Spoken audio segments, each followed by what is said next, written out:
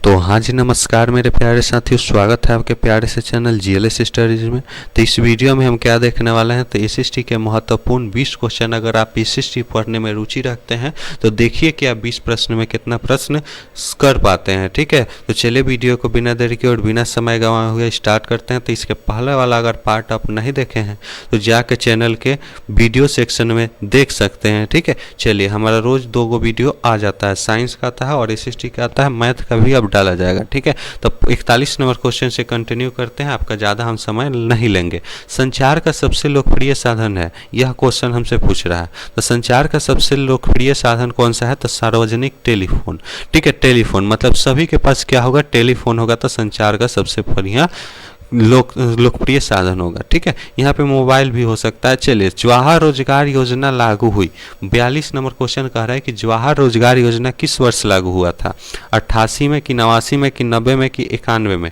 तो जवाहर रोजगार योजना कब लागू हुआ था, तो 1989 में। किसके द्वारा लागू किया गया था, अगर यह क्वेश्चन पूछेगा तो राजीव गांधी के द्वारा। किसके द्वारा दोस्त, राजीव गांधी के द्वारा, जो किनके बेटे थे, इंदिरा गांधी। इंदिरा गांधी के बेटा राजीव गांधी। ठीक है, तो 1989 ईस्वी में शुरू किया गया था जवाहर रोजगार योजना। आइए नेक्स्ट क्वेश्चन देख लेते हैं। 23 नंबर क्वेश्चन। 23 नंबर क्वेश्चन कह रहा है कि संजय गांधी जैविक उद्यान किस नगर में स्थित है। तो यह बच्चे यहाँ पे 43 होगा, सॉरी यहाँ पे 43 नंबर क्वेश्चन होगा। ठीक है, 43 नंबर क्वेश्चन है। तो संजय गांधी जैविक उद्यान कहाँ स्थित है, तो पटना में। Option number D is right answer. आइए नेक्स्ट क्वेश्चन देख लेते हैं।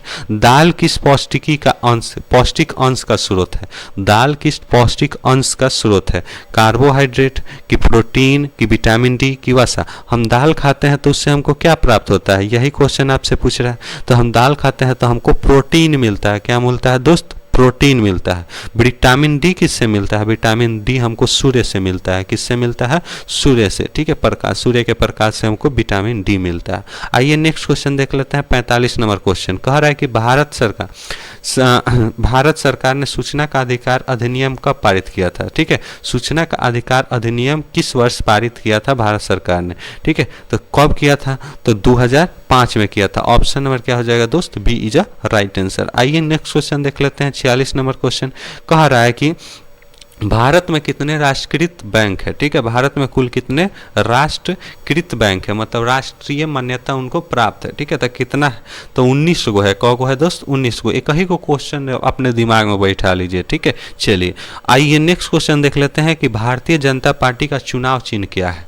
भारतीय जनता पार्टी बीजेपी, क्या है, बीजेपी। उसका ही फुल फॉर्म क्या है, भारतीय जनता पार्टी। ठीक है, बीजेपी। बीजेपी के प्रथम अध्यक्ष अगर आपसे पूछा जाए तो अटल बिहारी वाजपेयी। ठीक है, अटल बिहारी वाजपेयी कब बने थे, तो 1980 में जब स्थापना हुआ था उसी वर्ष। ठीक है, तो बीजेपी की स्थापना पूछेगा तो कब, 1980। और उसका चुनाव चिन्ह था हाथ का हाथ का पंजा नहीं, हाथ का पंजा तो कांग्रेस का है। ठीक है, हाथ का पंजा किसका है दोस्त, कांग्रेस का है। और कमल का फूल क्या है, कमल का फूल किसका है, भारतीय जनता पार्टी का। ऑप्शन नंबर क्या हो जाएगा, बी हो जाएगा। आइए 48 नंबर क्वेश्चन देख लेते हैं। कह रहा है कि मानव पूंजी का प्रमुख मुख्य घटक क्या है। मानव पूंजी के मुख्य घटक कौन सा है, ज्ञान होना चाहिए कि कौशल होना चाहिए कि अनुभव होना चाहिए।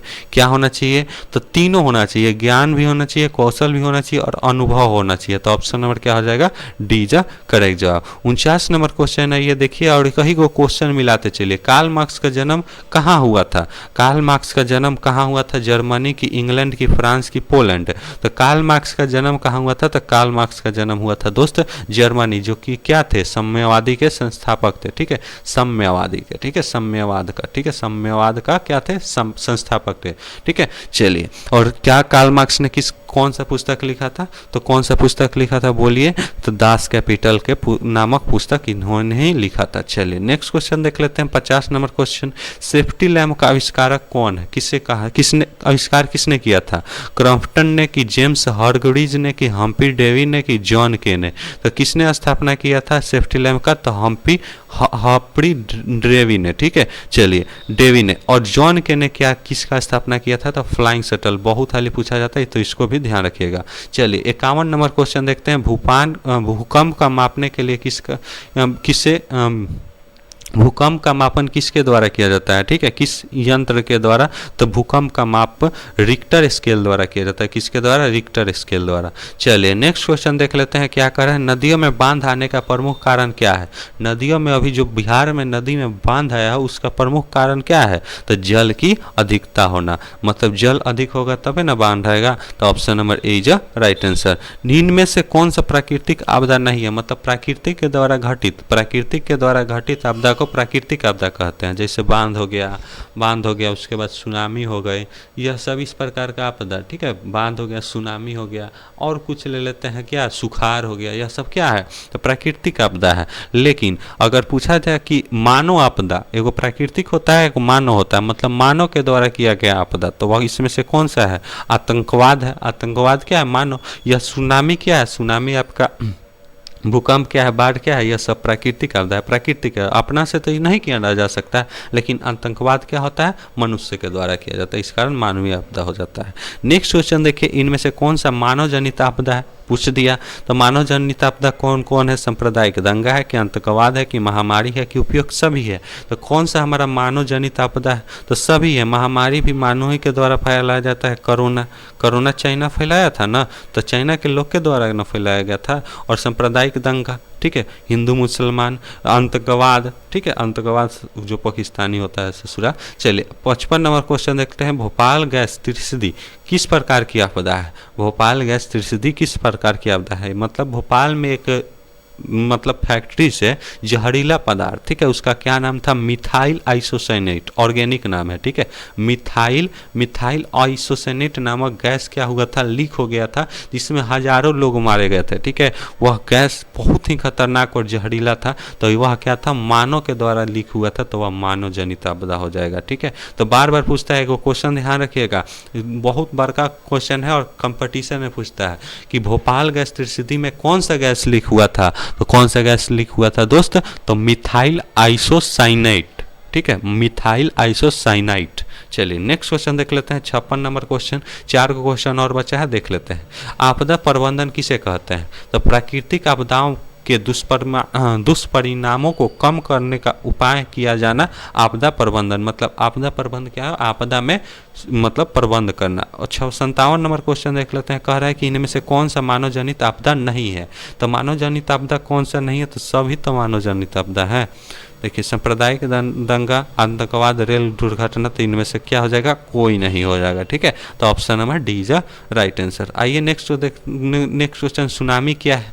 तो सुनामी क्या है दोस्त, क्या है सुनामी, तो सुनामी एक ज्वालामुखी पहाड़ है, नहीं दोस्त यह नहीं है। वर्षा ऋतु में नदियों का बाढ़ आना, नहीं।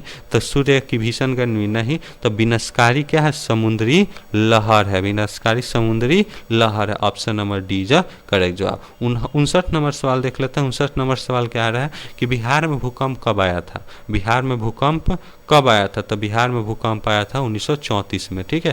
कब आया था, 1934 में। Option number A is right answer. आज का अंतिम नंबर प्रश्न, ठीक है, कह रहा है कि भूकंप किस प्रकार की आपदा है। भूकंप किस प्रकार की आपदा है, तो भूकंप प्राकृतिक आपदा है। Option number C is right answer. आपके लिए प्रश्न आता है कि महाराष्ट्र में भूकंप आने का प्रमुख कारण क्या है। अधिक रेल परिचालन और वृक्षारोपण आंदोलन, शहरीकरण या कोयला बांध का निर्माण, ठीक है। तो महाराष्ट्र में भूकंप आने का मुख्य कारण क्या है, आप लोग कमेंट करके बताइए, आपका हमारा इंतजार रहेगा, ठीक है। तो मिलते हैं नेक्स्ट वीडियो में। इसी तरह पढ़ते रहिए, हंसते रहिए, मुस्कुराते रहिए और चैनल को सब्सक्राइब और वीडियो को लाइक करना ना भूलें। यह आपका पहला धर्म होता है कि आपको क्या करना है, जिससे सीख रहे हैं उसको थोड़ा बहुत कुछ ना कुछ हेल्प किया जाता है, ठीक है। तो मिलते हैं कुछ नेक्स्ट वीडियो में, इसी तरह पढ़ाई करते रहिए।